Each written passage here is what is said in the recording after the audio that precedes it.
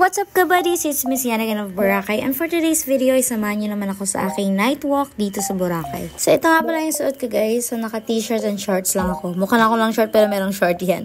And 6:30 na ng gabi to, so medyo late na ako nag-start pero wala. Ito kasi yung time na parang energized talaga ako at may time talaga, wala masyadong ginagawa sa work. So good thing din dito sa Boracay kasi sobrang liwanag ng streets dito. Marami ng mga lights dito kaya safe na maglakad-lakad dito. So nag-start nga pala ako sa bahay namin. So may unahan niya ng City Mall sa unahan ng Station 1. And at the moment, dito na ako. Nakarating na ako sa Station 1. At naka 2.5 km lakad na tayo, guys. So ito nga pala yung main road ng Station 1. Tapos pupunta lang ako dun sa beach para mas mahangin. So ako nga pala mag-isa ngayon, guys, kasi wala si Dada. Nasa church pa siya. And si Zio naman ay natutulog sa bahay. So pinabantayan ko muna sa kasama namin sa bahay. So andito na tayo sa front beach ng Station 1. So sa tapat mismo ito ng grotto. And I feel really relaxed kapag naglalakad sa gabi sa beach, guys, kasi naalala ko yung mga bata pa kami, dito kami lagi tumatambay sa beach ng mga kapatid ko, nagpapalipas ng oras, kasama na rin si mama, hanggang sa antukin na kami, tsaka uuwi na matutulog na lang punong-puno ng mga buhangin. Dati kasi nung wala pa kaming travel agency, si Papa nag-offer ng mga activities dito sa beach, yung mga dumadaan na tourists, kaya sumasama din kami ng mga kapatid ko at ni mama. Ayun, parang fresh na yung itsura ko, guys, kasi ang lakas ng hangin dito, ang lamig. Tuyo yung pawis eh.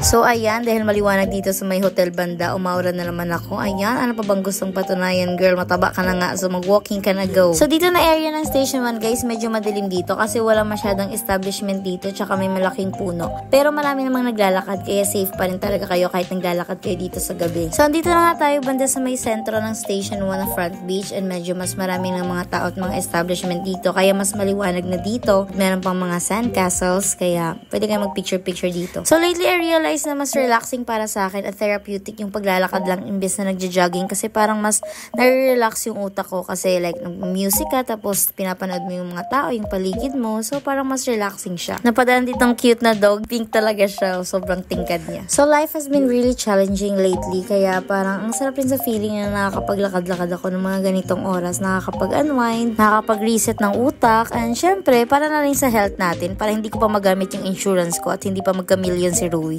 Joke. So, malapit na tayo sa Station 2 in this area, guys. And as you can see, ayan, maliwanag yung paligid, yung mga hotel. Talagang happy hour na sa mga panahon na to. Pero hindi pa masyadong jam-packed yung tao kasi maaga pa nga. So, 7 o'clock pa lang to. And nasa 3.5 kilometer na tayo ng aking walk. So, I feel very satisfied na kasi na-reach ko na yung goal ko na 5K steps. And actually, nasa 6K steps na rin ako. And narito na tayo sa Dimos. So, lalabas na ako dito at dito na ako sasakay pa uwi kasi hindi ko pa kaya, guys, maglakad pa balik kasi syempre nasa 10K na agad yun pag bumalik ako na naglalakad ulit. So bukas better luck na, tomorrow baka okay pa. So as you can see, marami pa ring tao kahit na low season or habagat season dito sa Boracay. And thank you rin sa mga guests namin na nagtitiwala at nagbubook sa amin sa Eagles Eye Travel and Tours. So ayan, nagpicture-picture lang ako dyan sa may Ferris wheel and then uwi na ako, guys. Nag-ihi nga pala ako sa CR nila pero sobrang mahal, 20 pesos, kaya huwag nang umihi ulit. Tigilan na lang hanggang makarating sa bahay. So, ito nga pala, guys, ang aking achievement for tonight's walk. So, very happy na ako niyan.